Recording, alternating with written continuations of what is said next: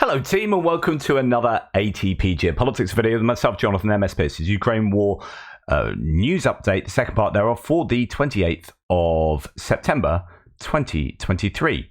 There is really rather a lot of stuff to get through and I hope I do it in a timely fashion. Right, first thing we're going to talk about are the Taurus cruise missiles that Germany don't know, going to send to Ukraine. These are very similar to the Scalp and Storm Shadow missiles, are made by the same company. They're broadly, well, they're very similar. But anyway, Germany is apparently sending them, but then is apparently not, or maybe not yet. Let's try and get to the bottom of it. So Germany is holding off on sending Taurus long-range precision missiles to Ukraine because of concerns they would require German technicians to operate on the ground, which some officials fear could drag Berlin closer to a direct confrontation with Russia.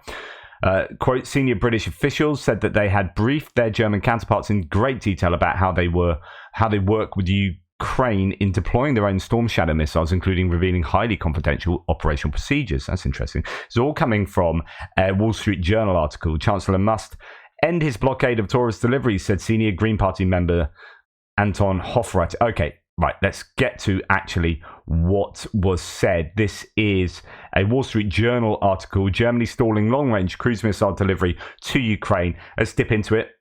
German officials said Germany's three-party coalition government had approved delivery of the Taurus in principle, but that Chancellor Olaf Scholz, so he's the guy in charge, had stalled the move because of concerns that German personnel would have to travel to Ukraine to help service and operate the complex weapon. Scholz believes moving military personnel to a war zone would require a vote of parliament.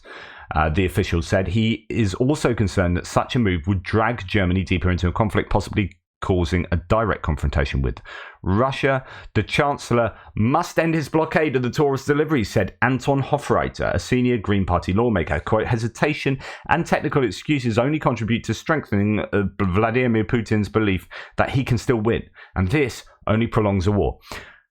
It's a really interesting point. I've made this before. I'm just going to repeat myself about this. But it's fascinating that in Germany, the Green Party are the ones that seem to be pushing the pro-Ukraine military assistance agenda the most. It's really fascinating. So Green Party of most countries generally sits on the left, very much so on the left of politics. But they're also kind of usually anti-defense industrial military complex, associated with that kind of politics. Okay. Now, I'm pretty much a Green advocate myself, right? And I voted Green Party previously. In fact, I was asked to run as a Green Party local candidate many years back. But anyway, whatever. And I've tried to work out why the Green Party would position themselves in Germany like this. And I said before, and I'm going to say it again, that people become environmentalists or green advocates because they see a massive sense of injustice of corporations and human behavior working against the world, and it's unfair, and the world can't fight back in the time frame that the pollution and degradation of the environment is taking place. And there's this real sense of unfairness, and this fits in with liberal psychology, or sorry, political psychology, about the difference between liberals and conservatives. Small c liberals, small l liberals, small c conservatives, right?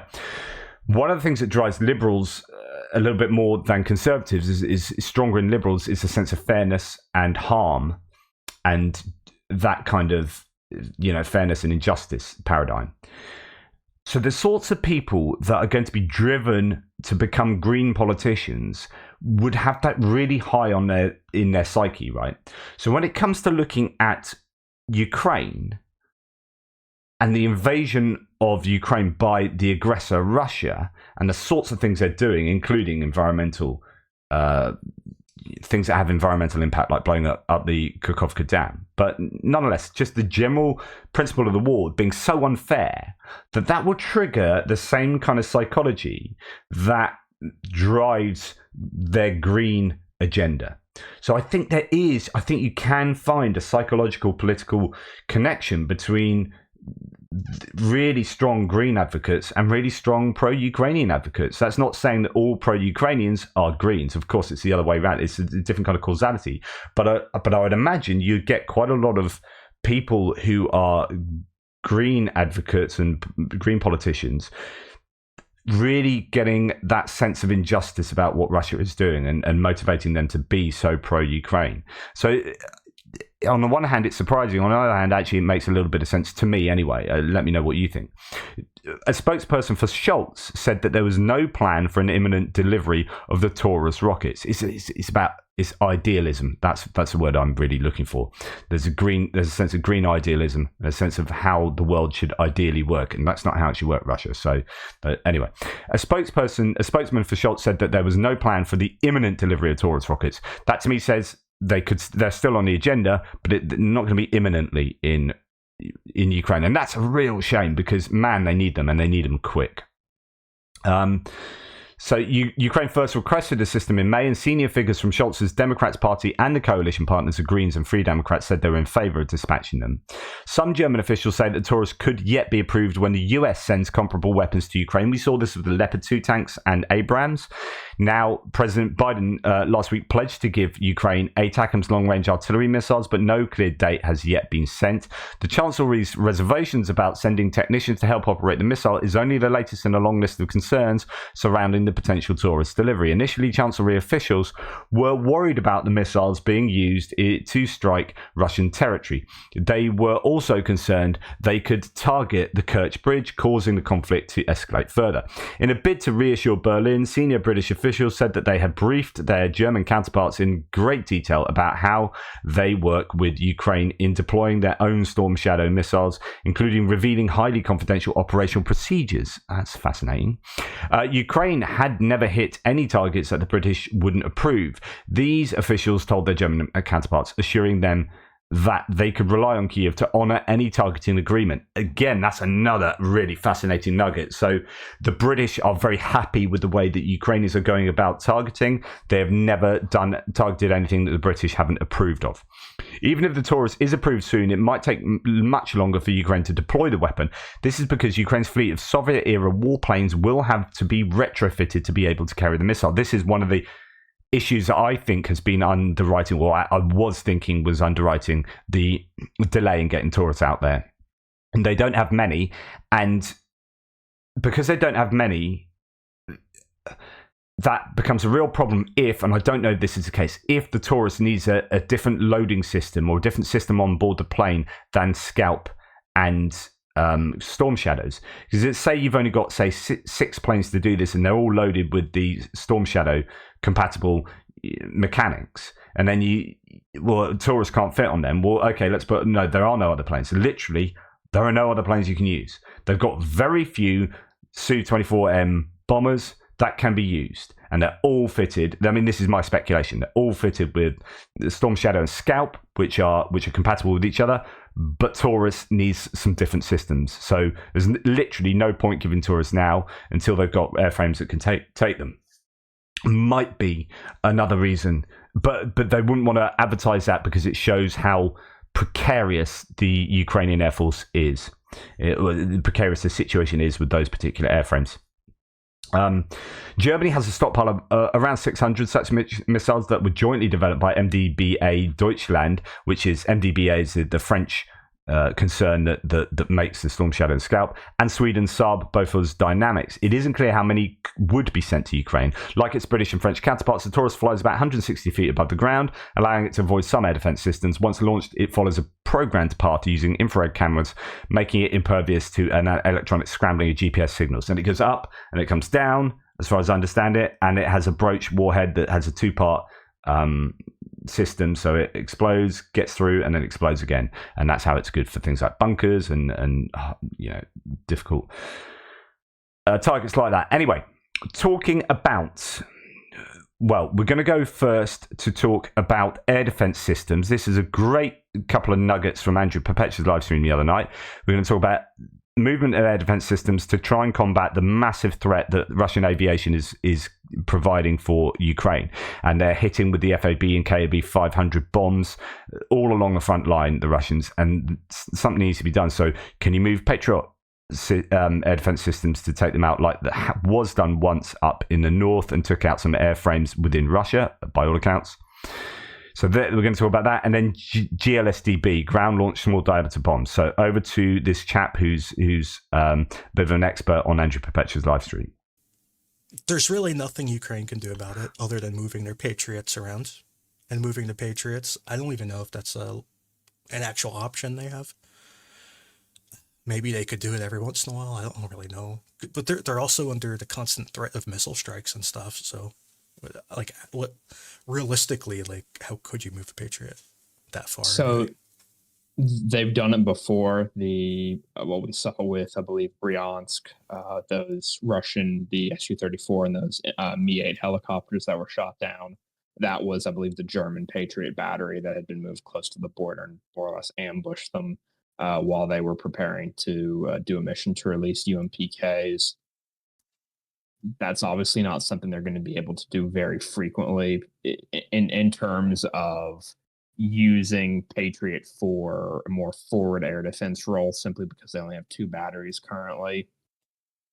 Looking forward, hopefully things should maybe get a little better. The indications are that, based upon comments from Raytheon's CEO as well as Ukraine's ambassador to the United States, that it looks like that Ukraine is moving to purchase what looks to be 5 Patriot batteries of their own accord.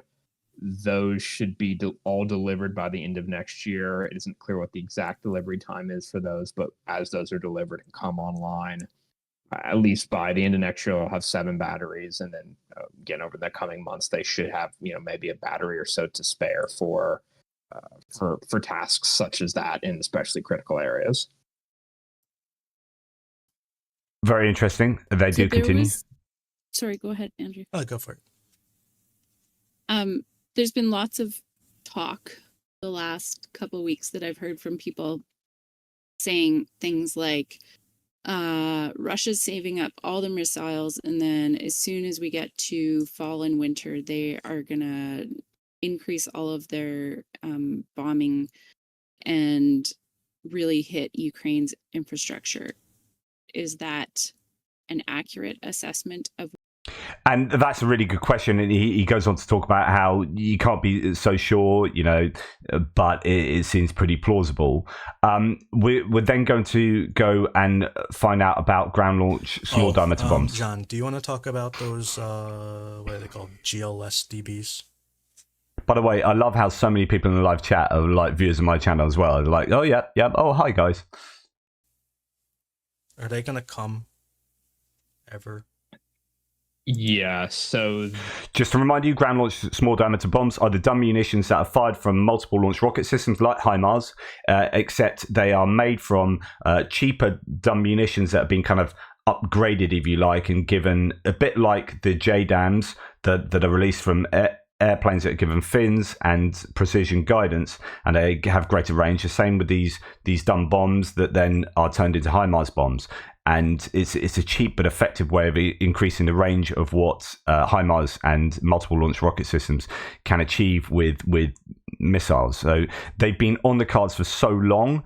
They're supposed to be delivered around about now. They had to create an entire production system to get these made. They were kind of, look, this is what we can do. And then everyone's like, yeah, they look awesome. Let's have a bunch of them. And they're like, oh, okay, we better make them type scenario. Anyway. The timeline was revised. It was delayed. So the original timeline, in my understanding, was October. That was the timeline as of spring of this year. It has since been pushed back to late November, early December, or so I've heard, talking to a couple people. My understanding is they're really, really struggling to hit some of these deadlines.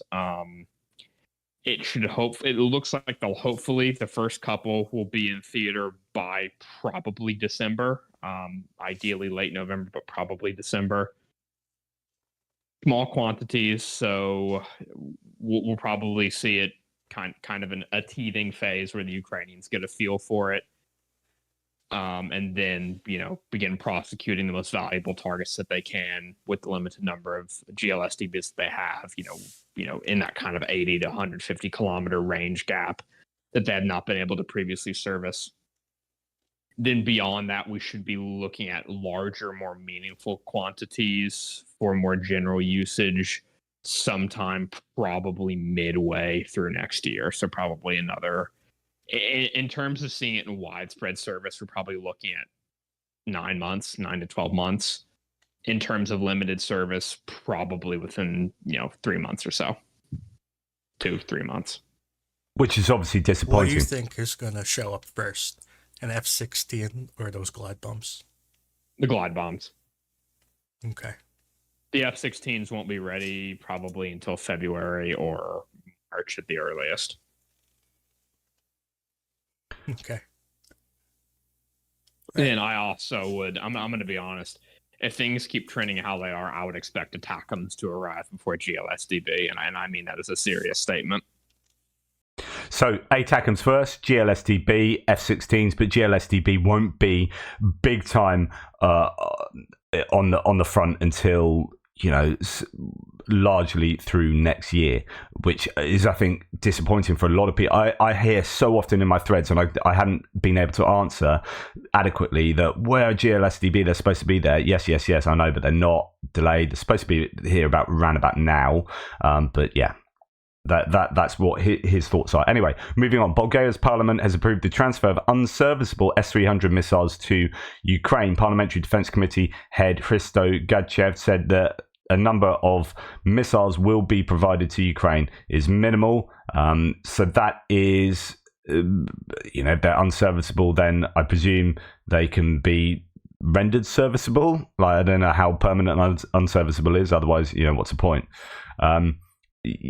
They've tabled a draft decision to give unserviceable S-300s to Ukraine to render them fit for use in air defense. So, they're unserviceable for the Bulgarians, but the understanding would be that they can fix them up.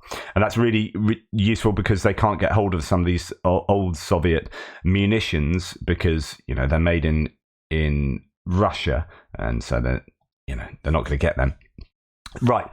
Colby Badwa here says, we've all heard about the book RIM 7 Sea Sparrow integration and the ASRAM Supercat. Yesterday, we learned that US Undersecretary of Defense LaPlante is cooking up a new Frankenstein project for Ukraine. I wonder what this will be. Whoa. Okay, so these kind of Frankenstein, that means like we've seen the Frankentanks, which is whacking a naval turret on top of MTLB or whatever and sending that out. That's what the Russians are doing. Here's the idea of one example here is a book RIM 7. So you've got these anti-aircraft missiles fired from ships, the RIM 7 Sea Sparrow, and they have been adapted to be able to fire them from books, which is great because they're running, like I was saying with the S-300s, they're running short of book Soviet era rockets or missiles. So to be able to use the RIM 7s, which are, I think they're fairly plentiful. I think they're going out, they're becoming obsolete, so they'll be really useful. And then you've got this ASRAM Supercat. So the British have created a thing where they put on the back of a truck, brimstone missile firing stuff, and these are kind of like, right, we take this, we take that, we're putting together, do this. They're talking about some kind of Frankenstein project, so a surface-to-air missile system, but there's no details about that. But it's like, oh, that's interesting. And then you hear Zelensky here in one of his speeches just, when was this? Today, this has come out, so this is from yesterday, saying, Ukrainian President Zelensky said his team are working on new, powerful measures to boost national security. The president said, Ukraine will be stronger. Ukraine will have more capabilities to defend itself. So this is almost certainly surface-to-air missiles. This is kind of new systems. Interesting. Last autumn, Russian missile and drone strikes inflicted substantial damage on the country's energy infrastructure. So that's obviously going to be top of their agenda, is protecting the energy infrastructure this autumn and winter. Strength of Ukraine has no alternatives. And everyone who strengthens the state, everyone who becomes stronger, and everyone who helps fight against the enemy and achieve results for Ukraine, everyone brings our goal closer. So something is being developed. No reports here says NATO will increase the production of ammunition both for Ukraine and for NATO member countries who have transferred a significant share of their weapons to Ukraine. US Ambassador to NATO Julian Smith said during the war, Win the War, Win the Peace Forum. During the Win the War, Win the Peace Forum. So that's interesting that NATO are upping production for Ukraine, but also to backfill their own stocks. This is just not so much news, but it's it's based on Ukraine is adapting MTLB. So talking about these Frankenstein. Actually, this isn't like a Frankenstein. This is just refurbishing really old stock that's been lying around. So Ukraine is adapting MTLB-U vehicles from storage into BMP-1LB. So it is kind of a bit of Frankentank APCs, including with the 14.5 millimeter KPVT machine guns. Ukraine needs more armored vehicles, and more armored Humvees and M113 would make a difference. And Trentelenko saying, yeah, and I agree with this. I don't understand, of all the things the US has done, which have been absolutely amazing, one of the things I'm sure they could do, because both Humvees and M113s are being or have been replaced. Yes, they still use some M113s as like medevac vehicles in certain places and in certain ways, but generally it's obsolete and they're replacing it, and Humvees as well are being replaced. So they have thousands of these, like thousands of them. And yet they've given Ukraine, the US have given Ukraine like a bunch. They have given quite a few Humvees, but like it's a bit like a drop in the ocean compared to really what they could do, which is like, yeah, we're replacing all of these. Here's how many? 1,000? That suddenly, whoa, that's made a difference, and that's really bloody useful. And the same with the M113s. Yeah, just that would be my opinion. But hey, what do I know? But I'm not denigrating what the US has done. Of course I'm not. It's been fabulous. Swiss Parliament again votes down re-export of arms. I don't think this is to do with the Leopard 1s that are being... Leopard 2A4s, 25 of them that are being sold to Germany, to Rheinmetall, so they can then, keep up stocks or do something, but it will benefit Ukraine, I think, by extension, along the line. I don't think this has anything to do with that. I think they're just going through the motions of voting for changing re-export rules. Swiss Parliament again votes down re-export of arms to Ukraine. The proposed amendment was rejected by 135 lawmakers and only approved by 48. So that's a real disappointment for those wanting that to change. Just randomly here, 82-year-old German Reinhard Kleiner spent all his savings, 25,000 euros, on an ambulance for the Ukrainian armed forces. He drove the vehicle from Berlin to Kiev himself. 82. Now it will save the lives of Ukrainian soldiers in the Bakhmut direction. I know that Ukraine really needs support now, so I don't feel sorry for this money, even though I spent everything I had. What a ledge. What an awesome human. Now, I'm going to ask the same question I always ask when stuff like this happens, which is, what does Russia get? Or what's the equivalent in Russia? And there are no foreign entities spending their life savings sending stuff to Russia. And if that doesn't tell you everything you need to know about this war, I don't know what will. I mean, when we're talking about goodness and fairness, we can see this in terms of Ukraine versus Russia. I mean, it's stark for me. And so this is amazing, but it happens way more and has happened way more for Ukraine than Russia. How many people have driven vehicles from the UK to Ukraine? Loads. There are people who are on my threads. I have interviewed you, Daniel Smith. Thank you for doing that work of driving from Bristol to Ukraine to deliver aid. How many people have done that in Britain for Russia? How many people have done that from Europe into Russia? That tells you something, right? In the north of Sweden, Ukrainian forces are conducting live firing training with Swedish-supplied RBS-70 MAN-pads. These are man-portable air defense systems. So like the Stinger, you put them on your shoulder and you fire at aircraft. There's lots of different iterations of man-pads from lots of different manufacturers. This is a Swedish one, and they're training on them. But also, interestingly, Swedish Gripens flying as well. I hope they're not actually aiming for them. Live air training. I don't know. It would be nice if they had Ukrainian pilots in, wouldn't it? Okay, it's hard to overestimate. Again, this is happening. What's happening with Russia? Again, the same question always. It's hard to overestimate how much European partners are helping Ukraine with medical gear, saving lives on the front lines. Here is an evacuation module produced by StarMed that was donated by Germany. It includes a mechanical ventilator and autonomous oxygen supply. Again, absolutely brilliant. And it's amazing the spectrum of aid that has gone to Ukraine right across the whole of society, really. Now, we are doing everything not to increase the pace of mobilization in Ukraine, said Deputy Minister of Defense Alexander Pavlyuk. Quote, we are doing everything not to increase the pace of mobilization, but you yourself understand everything depends on the aggressor and the situation on the front, he added. There must be a lot of pressure to try and get more troops in the Ukrainian armed forces.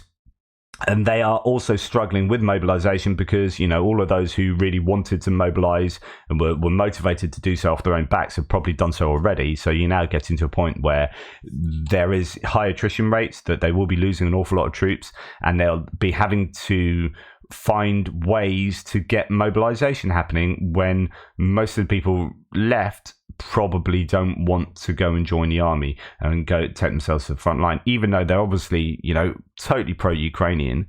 It's a difficult, I'm pro-Ukrainian. Would I go and fight on the front lines? Well, I'm physically disabled, which is probably lucky. It gets me out of having to make that decision. But do you know what I mean? We can easily say, yeah, well, I believe wholeheartedly in this. And like, okay, would you put yourself in a position where you've got a 37% chance of dying within the next 6 months? Or something, I'm making that up. But you're like, yeah, okay, well, that's the biggest existential decision I can make. And okay, that might change things. So I'm not justifying, I'm explaining how Ukraine are in a position probably now where they have to try really hard to get troops on the front line.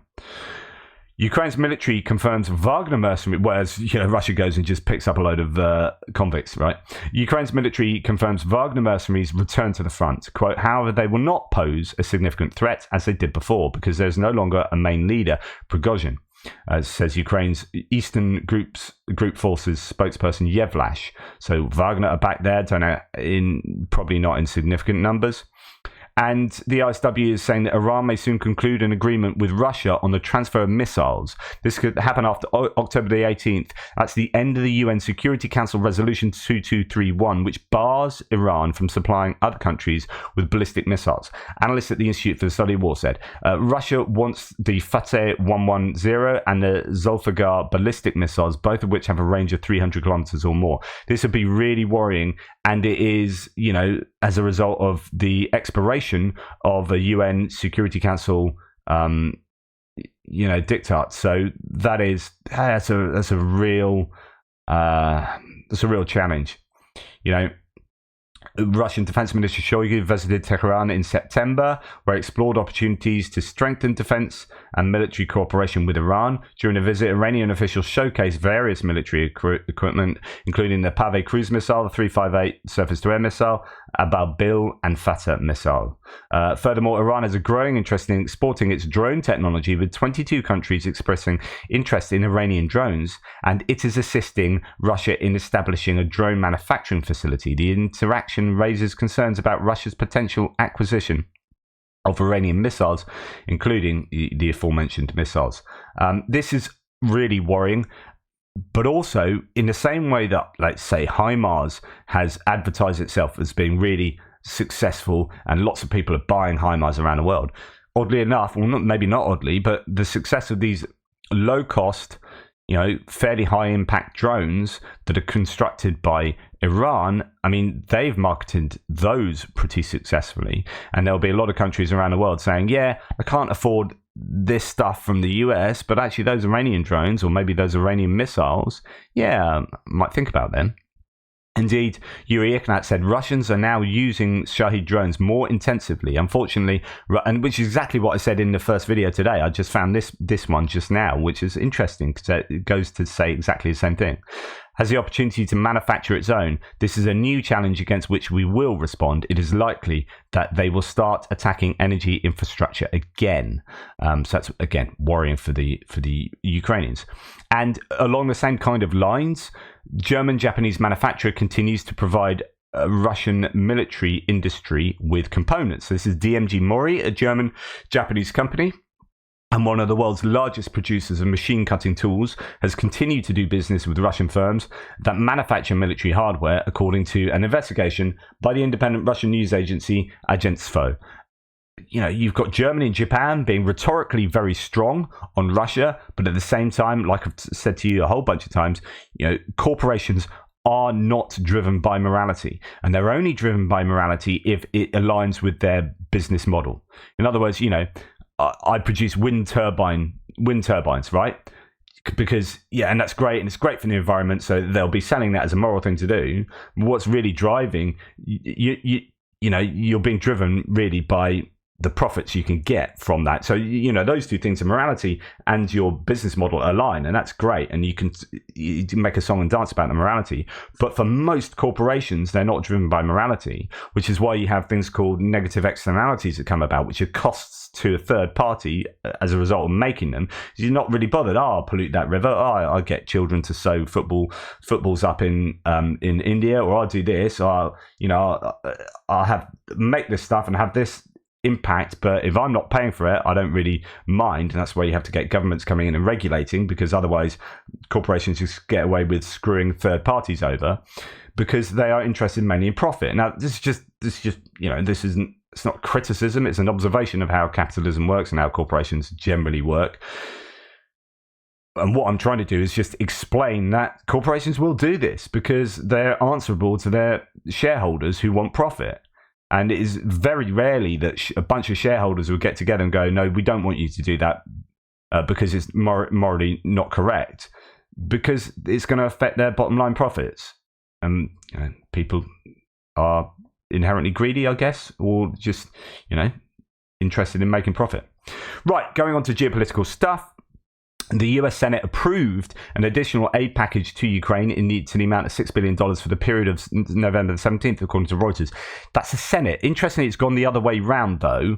This is the Senate, but it doesn't look like it's going to go through the House. So there are two components to the American political system. So the Senate has 100 senators, which is broadly 50-50 split, Democrat and Republican.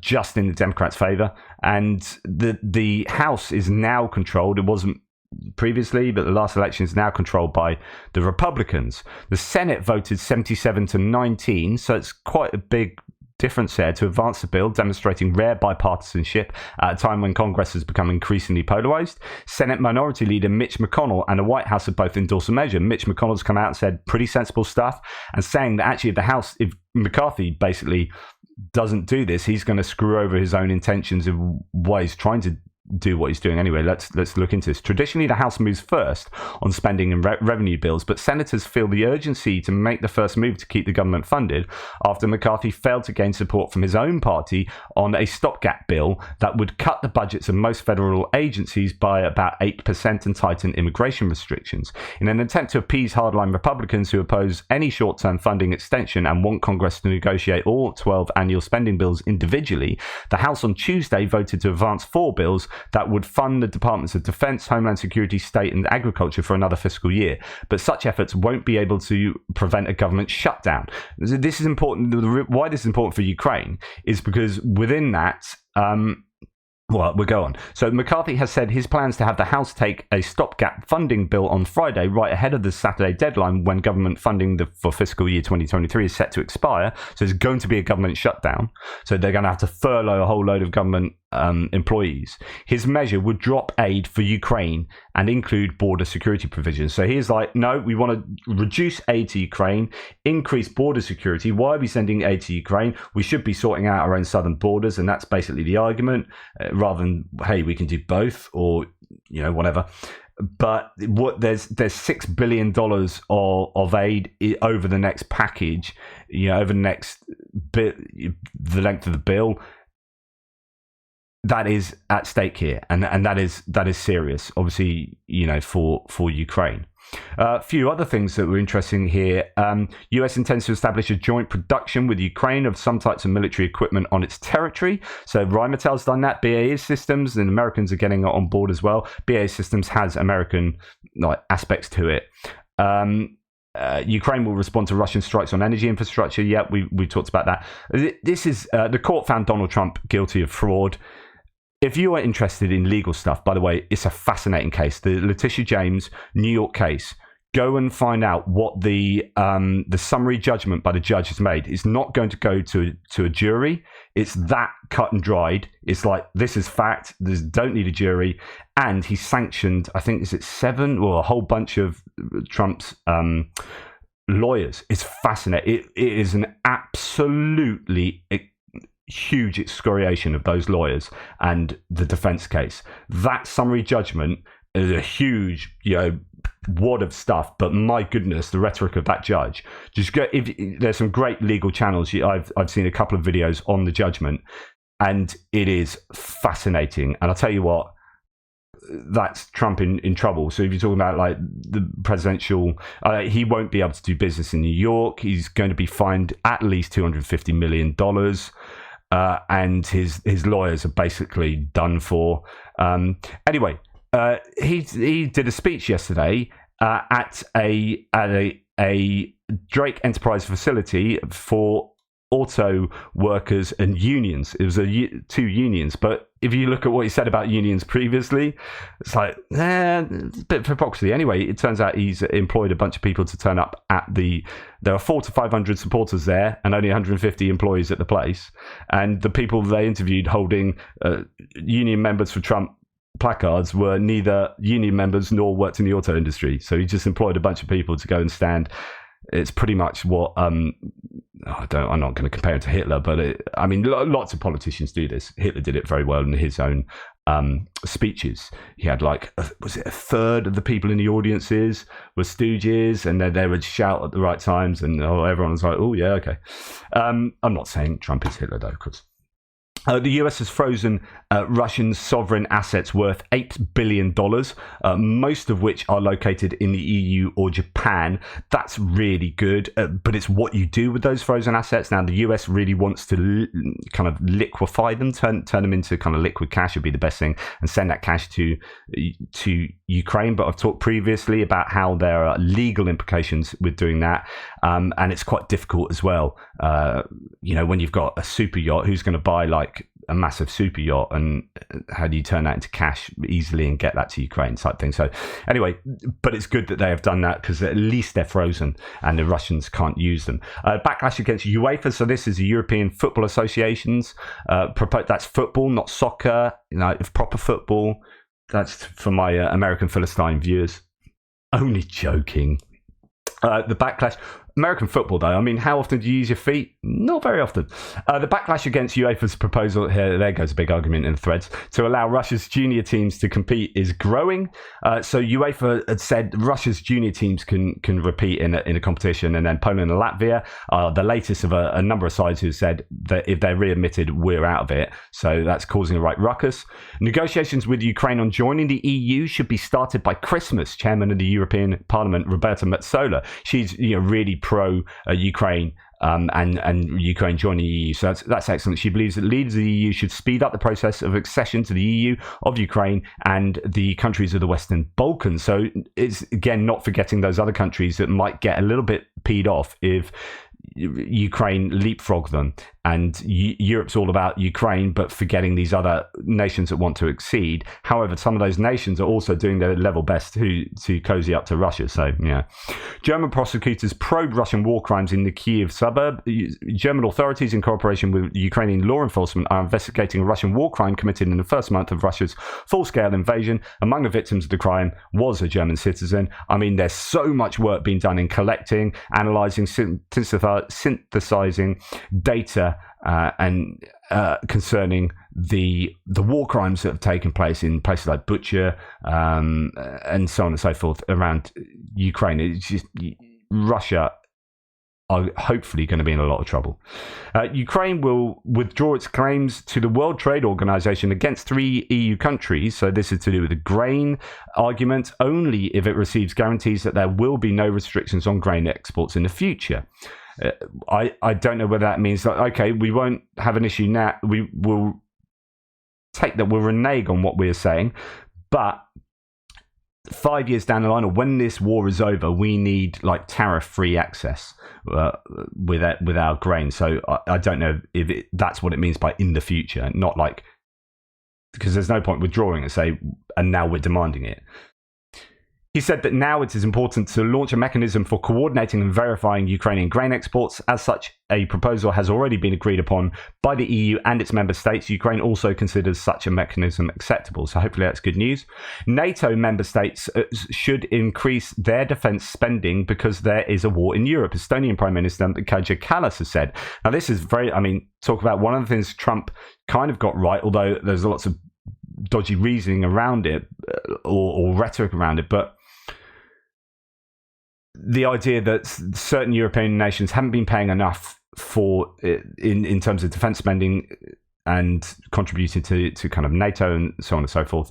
This is a thing that Trump was big on, and actually there's been a lot of call. And it's obvious that there hasn't been enough spending because all the European nations have been scrabbling around to look for what they can provide to help Ukraine. And it's on the back of decades of, it's your peace dividend, isn't it? Decades of being in peace, then it's not top of your priority list. Prime Minister noted the difference is part of the US entire economic strategy is spending an absolute ton of money on the defense, right? Where other countries don't have that, but integral to, the US spends obscene amounts of money on the Department of Defense and associated, departments and sectors. And so I'm not saying it's easier for them to well, it is in a sense actually easier for them to achieve the NATO percentage goals because actually it's just integral with the whole way of doing their economy. Now, in European nations, that's not the case. And so they've been like, less important. This is more important. We're going to concentrate on education or healthcare or whatever. And as a result, there's been 20 years of underfunding of EU countries or NATO member countries' defences. Right. Anyway. The Prime Minister noted that Estonia's defence spending will increase to 3.2%, so way above the 2% GDP next year, and called for other countries to follow suit. Russia has been deprived of the last supply channel for Swedish 5G equipment, so this is mobile phone and communications equipment. The Swedish government has not allowed Ericsson company to supply equipment to Russian companies under contracts that were concluded before the Russian invasion of Ukraine. This follows from a court decision on the lawsuit of cellular operator Tele2 against Satel TVK LLC, which supplied Ericsson's telecom equipment to Russia, Russian media report. So actually, despite these agreements taking place before the invasion and contractually, Ericsson and associated entities being contractually obliged to provide equipment to the Russians, actually Sweden is saying, no, you can't do that. And I think that's pretty cool.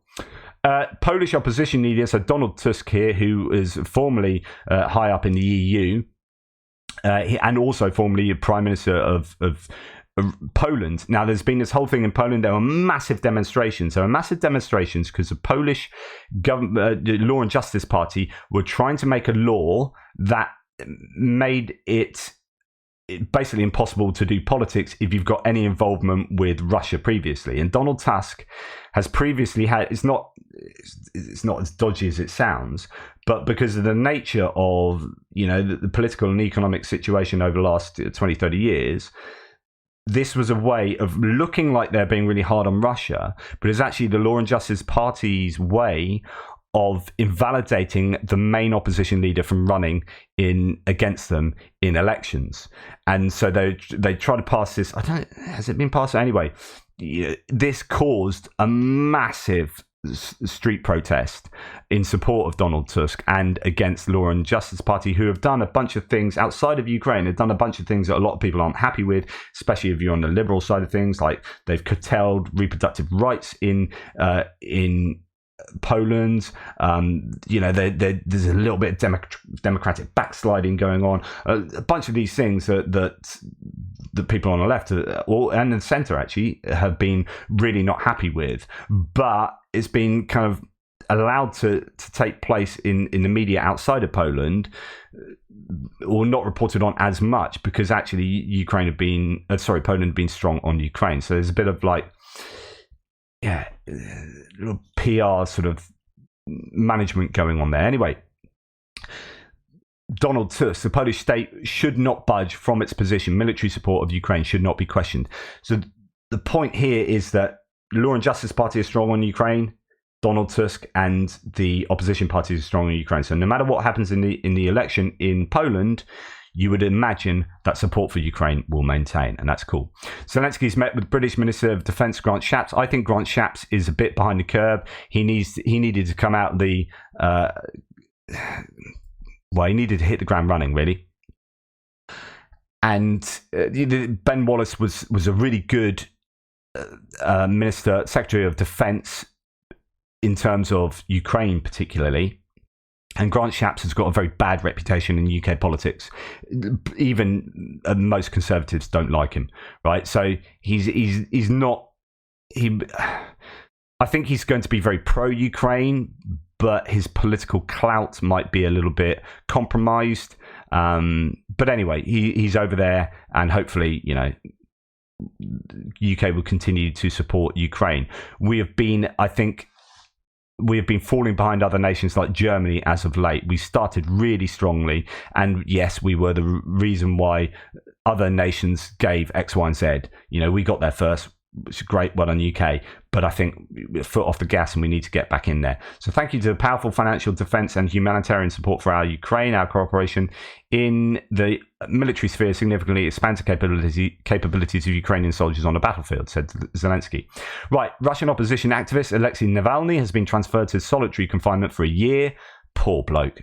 These are the strictest prison conditions possible. According to the Russian laws, 12 months is the maximum possible term for detention in such a cell. I mean, he's already having his length of punishment extended and extended. Azerbaijan have arrested, this is interesting, positioning of Azerbaijan here, has arrested Putin's mafioso and billionaire Russian Armenian Ruben Vardanyan. He owns Armenia Bank, which Russia uses to evade sanctions and import prohibited dual-purpose and military goods from the West. Wow. So, Azerbaijan having an impact now on things going on in the Ukraine-Russia war. Anyway, that's me done. That was a long one today, really long, so sorry. Thank you for watching. Please like, subscribe and share. Take care. I'll speak to you soon.